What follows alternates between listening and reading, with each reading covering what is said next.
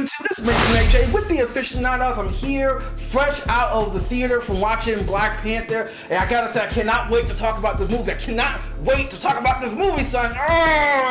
Oh man, but first and foremost, this is gonna be a spoiler-free review. We're not really gonna talk about the plot twist and who got and who did what and who's gonna be in the MCU and the post-credit scenes. We're not really gonna talk about that this video. We're gonna really want to talk about the direction, the cinematography, the music, things that make this a great film, and it's truly a great film. But also, from the bottom of my heart, I want to go ahead and thank the Tuskegee Air team. They hosted the event that we were at, and it was a wonderful event. Everyone was there, everyone was cheering, and they were laughing, they were all dressed up, and we walked into the theater with the Wakanda,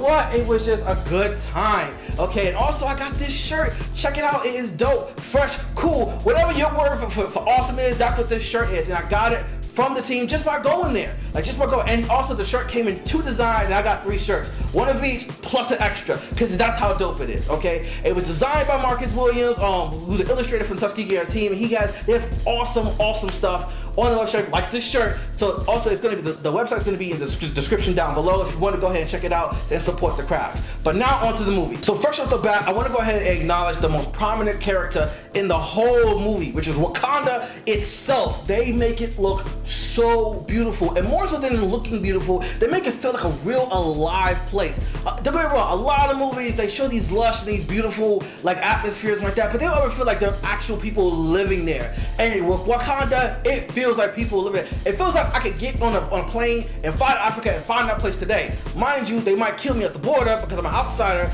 and that would not be a good look for your boy, but still, I would still try to sneak in there. Real talk. With the way Wakanda is presented, I can't even begin to describe it, because it's everything about it, like the fashion, the culture, like every shot is always making sure you know that this is just a beautiful place to live. And not only a beautiful place, a functional place. Like everything is happening. They have the marketplace, they have the Wakandan temples, they have like the farmlands. Everything about it just feels real. Okay? And that's just a credit to the ingenuity of director Ryan Coogler. I'm a huge fan of the comic books, and I'll be honest with you, Christopher Priest's run of Black Panther is my favorite run. And I know some people are going to argue, but say how their particular artist or writer's run is better. But y'all tell me down in the comments, okay? But normally, before the newest iteration with Ta-Nehisi Coates as the lead writer for Black Panther, it always felt like you were a tourist. You never really got to see how Wakanda worked. You always visited, you saw it, you were amazed, and then you left. It was like the most wonderful, amazing vacation spot ever. Hint, nudge, Disney. We need like a Wakandan like island. I know Disney got the money for it. They got the money to buy everything else. Okay, so they need to buy an island and turn it into like an all Wakandan resort. And if you do that, I expect my check. Okay, you're hurting me right now. I want my check, Disney. So Wakanda itself was featured in a whole bunch of little ways that made it feel alive. It wasn't just like it's in Wakanda. Like, nah, man, like, yo, man, like, I feel it. Like, you see people in the background doing things. You feel like the culture. You feel like the people. And everything about it was just brought to life. And, like, even when things weren't necessarily happening in front of you, you could just watch everything in the background. And it was always telling, like, these tiny little stories. Gotta give props, like, just mad props for the extensive world building. I know some people are going to say, they spent too much time talking with the action. Now, I've heard that complaint like 3 or 4 times. First and foremost, to those who have those complaints, sit down, shut up, because there's going to be action in the movie. There's clearly action in the movie. But also just appreciate the subtleties and the smoothness of this wonderful place where, the Black Panther lives. Because this is his house and you just visited. Now, whether or not you're a friend of the comics or you're just now being introduced to the Black Panther, a key aspect of both Wakanda and the Black Panther character is their level of technology. Wakanda is literally the most advanced nation on the planet. Like Iron Man is like level 6 technology, Wakanda is on level 10 technology. Okay, like that's how much of a gap difference there is. And normally when we see tech in movies, it's always big and loud and gaudy and everything, but still very powerful and flashy. But this is the first time where it feels like sophisticated, like every down to the line detail, everything feels smooth. Okay, like think about it like this. Imagine if you got into a time machine, like a DeLorean, and when you went back in time to like 1992, and you like, yeah, man, I got a cell phone, and another dude was like, I got a cell phone too. Like that. You're like, well, my cell phone is a small little thing. I got apps, I got music, I got GPS. what's the GPS? You know, like, and like that's how like the gap between their world and our world is, and it just looks beautiful and it feels beautiful. Director Ryan Coogler definitely has a sense of pure timing, and I say pure timing because a lot of the elements of the film hit on multiple different levels. They hit you on a cultural level, hit you on a superhero level, hit you on a nerd level, hit you on an American level, hit you like on a human level, and it's always perfectly timed and perfectly executed, and it never feels like they're beating you over the head with it. It's always like almost like a seamless transition, and now you can go back like, that scene makes me think of this, instead of just always being like this, and now you're just tired. Now, director Ryan Coogler, to be honest with you, wasn't really my first choice when it came to when they were going through like who's gonna direct, who's gonna lead, who's gonna do what. But when he was chosen, don't get me wrong, he has a very short but stellar track record. And I'm actually gonna go ahead and say he's probably now officially my favorite director of like the last like 5 to 10 years. You know what? The last decade. I thought like Zack Snyder was up there. That was before Zack Snyder was doing superhero stuff. But like now, just to see what he can do with so little, because not only did he direct it, but he also wrote it. He co-wrote it with Joe Robert Cole, and because he wrote it, you can tell that he was writing it with the direction in mind, as opposed to somebody else who comes in and have to read and then interpret and try to like guess, pretty much guess the framework. The craftsmanship and the way the scenes are entirely set up are clearly built from the ground up to deliver this desired result, and it hit home. Okay, the writing is spectacular because not only are we talking about the writing of the scene, but the way the characters interact, they feel alive. I mean, a lot of times with the Marvel movies, they kind of do this thing where they're talking, and they'll say a punchline, kind of pause for the joke to kick in. But this time the jokes don't kick in. They feel like a real conversation between real people. So they're clowning on one another, but it's not like they're clowning on one another for the audience's benefit. Once again, it comes down to the spectacular writing. If you have seen any of Ryan Coogler's other films, you know he is a huge fan, almost to the point of being his trademark shot, like that long cut shot where we're kind of going through the world, and instead of being cut, it's just this one beautiful transition as we watch events unfold like in real time. And you see how he tries to do that in this movie, and it doesn't quite work out. That's just my observation, like not to the full extent that we saw in his other previous film, Creed.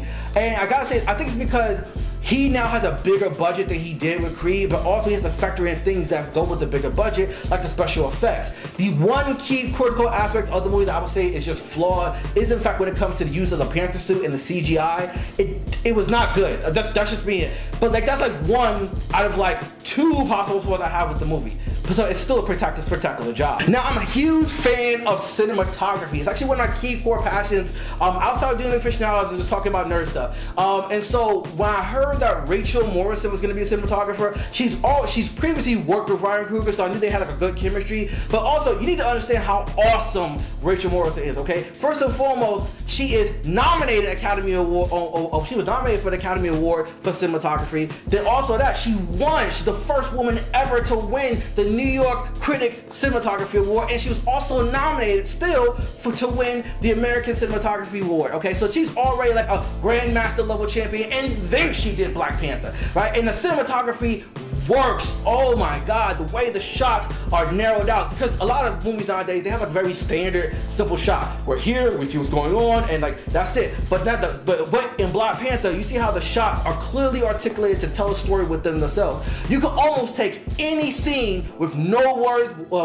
in Black Panther, and the story would still be telling itself. Okay, cinematography is on point, and now Rachel Morrison is definitely one of my heroes. It's not just what you see, it's about what you hear. Okay, so and the music done by Ludwig Göransson is fantastic. Now, I'm going to be honest with you guys. There's a difference between the soundtrack and the score. And a lot of people bought the soundtrack produced by Kendrick Lamar, but like, to be honest with you, I'm not really feeling it. I'm not really a huge Kendrick Lamar fan, so this is going to sound like an over criticism.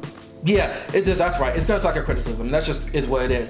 Because when I listened to it, it was good. It was undeniably good, but it wasn't like it felt like it wasn't matching the same level that the movie was going with. And then instead of being a collaboration with a lot of people from that region with their styles and their way they do things and the plethora of musical artists, it just seemed like it was just a feature list of artists from Kendrick Lamar's label. Now, I'm not saying that was 100% his creative choice or anything else. It just ultimately felt disappointing. But you know what didn't feel disappointing was that score, though. I mean, like I'm telling you right now, the score was so on point. I haven't heard a score this powerful since this captivating, I'm saying since inception. Now, you can clearly tell that the music was edited to perfect timing with the scenes, and like it's not quite on Baby Driver level, but close. Like think Inception level, and think like the most closest example I can think of it, which is Bad Boys 2. And I know it seems like whoa, those are like two vastly different things, but you gotta listen to how the music kicks in. Also, the music is dope by itself, and a couple of times I was in it like, you know what? Hold up. Let's play this just a couple, like 5 seconds so y'all can hear what I'm talking about. I know, right?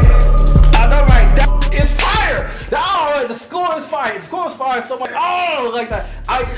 It is my goal to buy the score like the second it hits the ground floor, and I just cannot wait to just jam into it. Ludwig actually went to Africa to study with African musicians, to study to create like the tempo, and to create like the flow, and to create like the energy of the movie, and to make sure everything sounded like authentic, and like it sounded authentic, but also still coming in with his style, and it was just captivating. It was just captivating, and I'm gonna be bumping to that stuff. Like Move On with Hamilton, Black Panther score is by now about to be my new jam on the road. Now, the one thing I really kind of avoided talking about so far is like the cast, because I want to say the cast for the spoiler review, so that way we can talk about the cast and the characters and what each actor brought to the table. But just on a little bit of a sub note, tiny bit of sub note, they all brought their A game 24K. Okay, so it's like if everybody else in the acting world is operating like on a 10 to 12 round range, everyone in this movie is like, no, we gotta operate on the 24 round range, okay? We gotta go for like a marathon on pure acting prowess, okay? We gotta drink 3 cups of coffee, 4 Red Bulls, 2 Monsters, and we might need a shot of adrenaline, because that's how much they brought their game to this movie. There's literally not a single role, even roles that I originally thought were just gonna be toss-away roles, like Claw. No, they clearly brought their A game. I got a front. It's a little bit funny seeing my man, who I normally associate him with his role in Sherlock, do like an American accent, and it sounded kind of funny only because I'm so used to hearing him do a British accent. But you know what? In this movie, everybody doing accents, so I'm not even going to front on. I'm also curious. I'm going to go back and read previous issues to see what other elements of what other writers also made their way into the movie. If you guys caught like any Easter eggs or any homages that I clearly went over my head, please list them down below, or go ahead and tell me. Battery. How much time we got? The blinking red. Okay, we gotta hurry because we got this. What's the point? Blacks are biased, comics, Amazon. Gotcha. Now, I know a lot of people saying like, man, okay, you keep talking, but realistically, how good was the movie? The movie is damn near perfect. I full-fledged give it like a 9.5. Like the only thing cutting down on it was really just, I wish they went more into some of the backstory of the characters, and also I really wish that we got to see better CGI in it. But at the end of the day, it's worth your money, it's worth your time. Support the craft. Go and buy your tickets. Go see the movie 2 or 3 or 4 times. I'm definitely going to. But then also, so I'm going to go ahead and ask you guys the most important question, which I think needs to be answered, which was, do you think that Dora Milaje would put in work on the Amazons from Themyscira? Because I think the Amazons, the movie verse Amazons, okay, ones that we see in the movie Wonder Woman and the Justice League movie, I think that if they went against the Dora Milaje, that they would just get that work, and it would even be pretty. Because I'm telling you right now, man, when you see what I saw, you ain't never gonna look at the Amazons the same. But most importantly, comment down below. Let us know about your movie going experience. Did you dress up? Did you see other people dressed up? If you did dress up, definitely send us pictures of that on Twitter and Instagram. Did the movie meet your expectations? What were your expectations, hopes, and dreams and theories before you went into the theater? Try to keep the spoilers down to a minimum. Say that for the spoiler video for people who haven't seen it. Also, what is your favorite Black Panther comic book? Who's your favorite Black Panther artist, Black Panther writer? I want to know all that. Also, still want to know who you think will win a fight, the Dora Milaje or the Amazons. But I'm Mason AJ with the Aficionados. All I gotta say is Wakanda forever, son. Wakanda forever, because this movie is too dope. It's just too dope.